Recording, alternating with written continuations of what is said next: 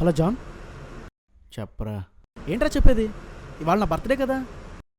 ఓ సారీరా, 10 minutesలో అక్కడ ఉంటాను. సరే త్వరగా రా.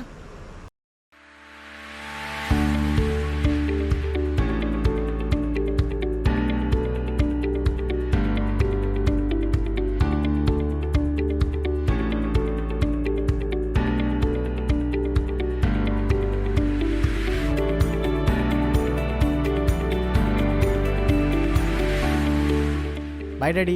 బాయ్ నాన్న.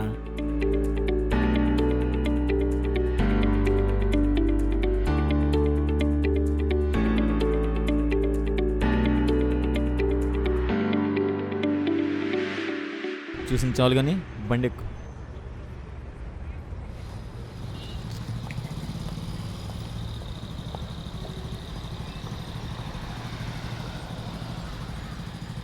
ఎక్కడికి వెళ్దాంరా? బర్త్డే కదరా, ఫస్ట్ గుడికి వెళ్దాం. సరేరా.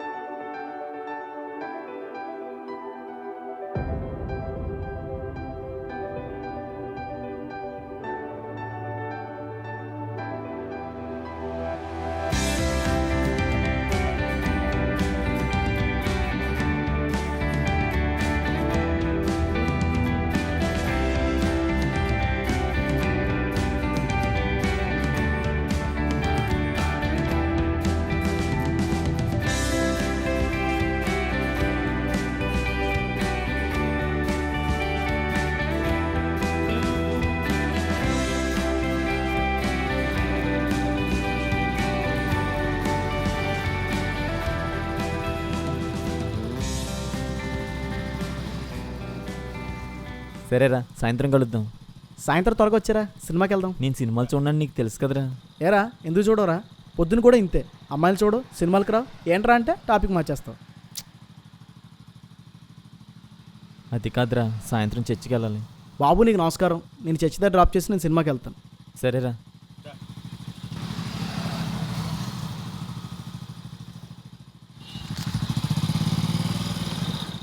సంతోష్.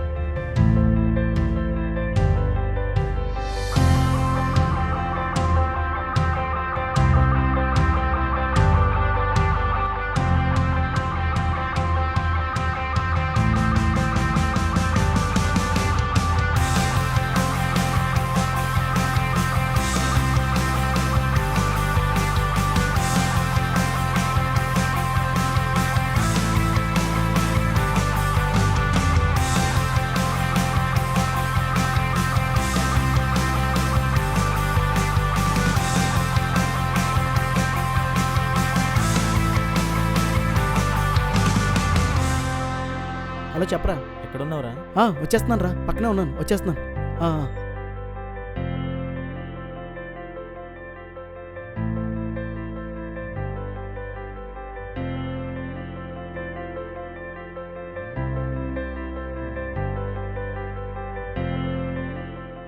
ఎరా, డ్రింక్ చేసావా? ఎన్నిసార్లు చెప్పాలరా డ్రింక్ చేయొద్దని? నీ ఆరోగ్యం కదా పాడైపోద్ది.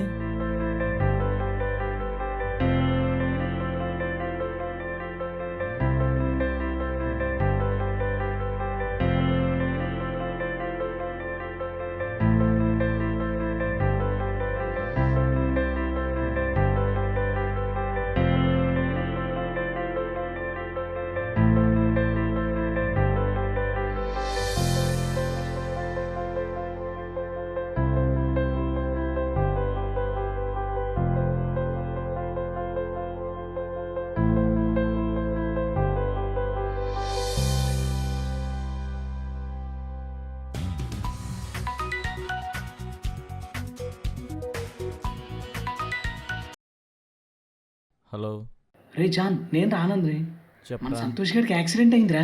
వాట్? రాత్రి నేను వాళ్ళ ఇంటి దగ్గర డ్రాప్ చేశాను కదరా. నువ్వు డ్రాప్ చేసి వెళ్ళిన తర్వాత వాడి ఫ్రెండ్స్ వచ్చారంట్రా. బర్త్డే పార్టీ ఇమ్మని బయటికి తీసుకెళ్లారంట. ఏ హాస్పిటల్లో ఉన్నాడురా? నేను త్వరగా వస్తున్నాను.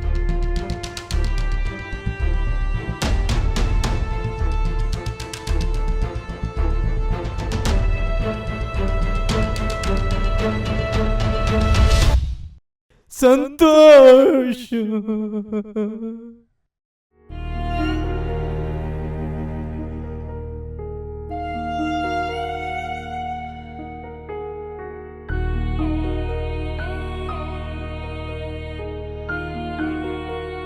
జాన్, సంతోష్ ఎలా ఉన్నాడు? డాడీ, సంతోష్ చనిపోయాడు. డాడీ, సంతోష్ చనిపోయాడు.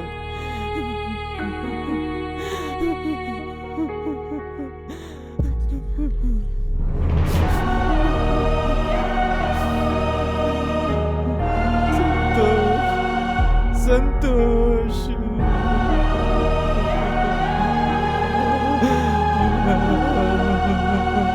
సంతోష్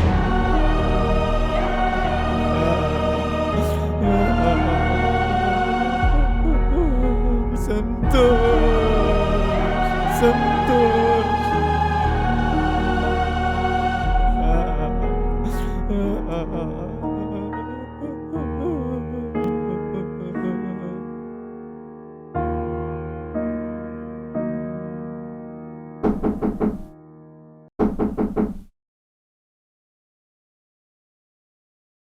ఎవరు?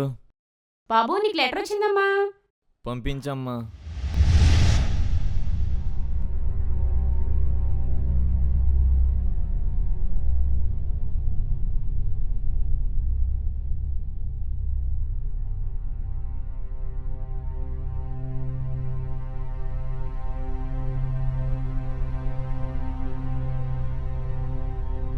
డియర్ జాన్, నేను సంతోష్ని. ఇవాళ నేను చనిపోయాను. చాలా బాధగా ఉందిరా.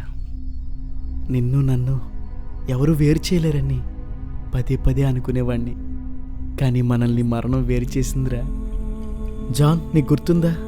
నువ్వు ఇంటర్లో పరిచయం అయ్యావు. అప్పటి నుంచి ఏ రోజు కూడా నేను చూడకుండా ఉండలేదు. నా కాలేజీ ఫీజు నేను కట్టలేనప్పుడు నువ్వు కట్టావురా. నాకు ఆరోగ్యం బాగోకపోతే నన్ను హాస్పిటల్కి తీసుకువెళ్ళి ఎంతో జాగ్రత్తగా చూసుకున్నావురా. మన మధ్య ఏ దాపరికాలు లేవు కదరా. మనల్ని చూసిన మన ఫ్రెండ్స్ అంతా ఫ్రెండ్స్ అంటే ఇలా ఉండాలిరా అని చెప్పుకునేవారు. జాన్, నేను నిన్ను నమ్మాను, ప్రేమించాను. అందుకే నేను విడిచి వెళ్ళిపోతుంటే చాలా బాధగా ఉందిరా. జాన్, ఇవి నా చివరి మాటలు. నేను చనిపోయిన వెంటనే నా ఆత్మ నా బాడీని విడిచిపెట్టడాన్ని నేను ఫీల్ అయ్యానురా. నన్ను చూసి చాలామంది ఏడుస్తున్నారు. నేను ఈ విషయాలు ఒకవేళ ఊహిస్తున్నానేమో అనుకున్నాను. నేను ఎదురు చూసిన దానికి ఇక్కడ నేను చూస్తున్న దానికి చాలా వ్యత్యాసం ఉందిరా. చనిపోయిన తర్వాత మబ్బుగా పొగమంచుతోనూ లోకంలోకి వెళ్తానని అనుకునేవాడిని.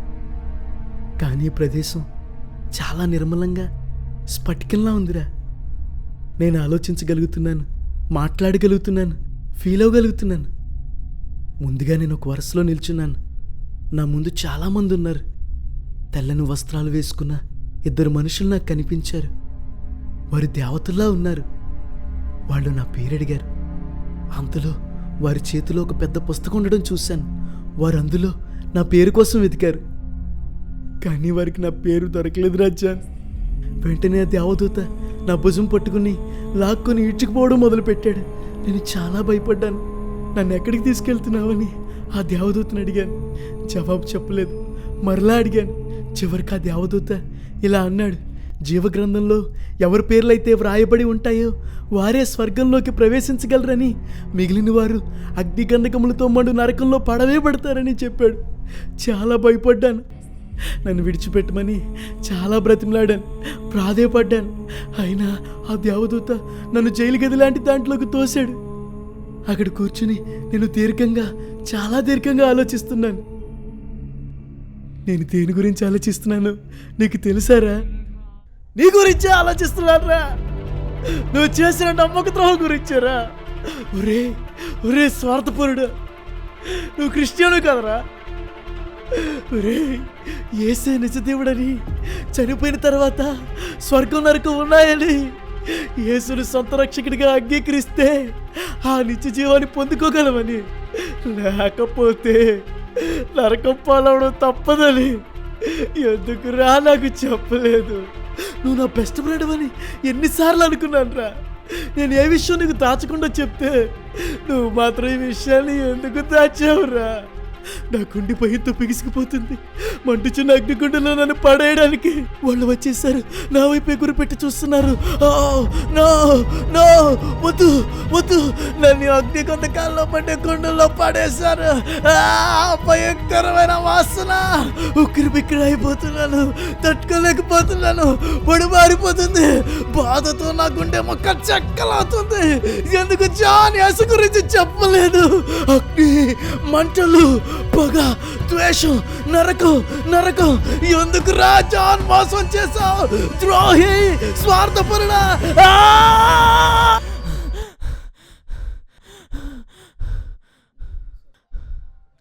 సంతోష్, సంతోష్, నువ్వు నరకానికి వెళ్ళడానికి నేనే, నా నిర్లక్ష్యమే కారణంరా.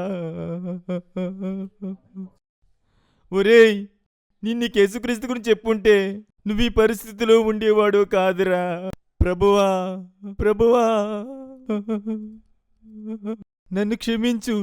నేను సువార్త చెప్పుంటే, లేదు, అవకాశం ఉండి కూడా నేనే సువార్త చెప్పలేదు. నన్ను క్షమించు ప్రభువా.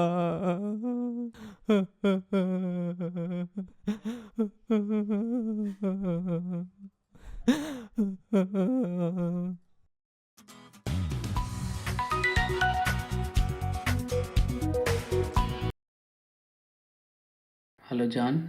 హలో, నేను రా ఆనంద్ని. చెప్పరా. జాన్, బయటికి వెళ్దాంరా.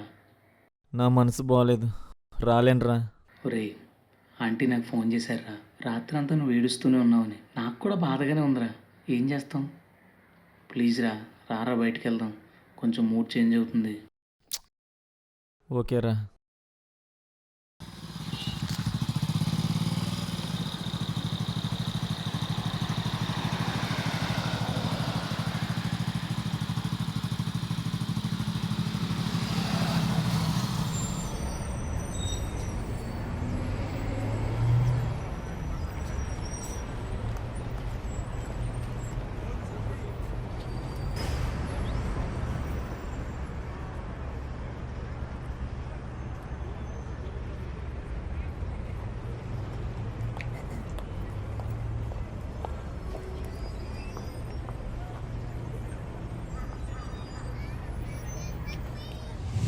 డియర్ జాన్, ఎందుకు జాన్ యేసు గురించి చెప్పలేదు? ద్రోహి, స్వార్థపరుడా! ఏమైందిరా? అర్జెంటుగా నీకు విషయం చెప్పాలి, గ్రౌండ్కి పోనీ. సరే.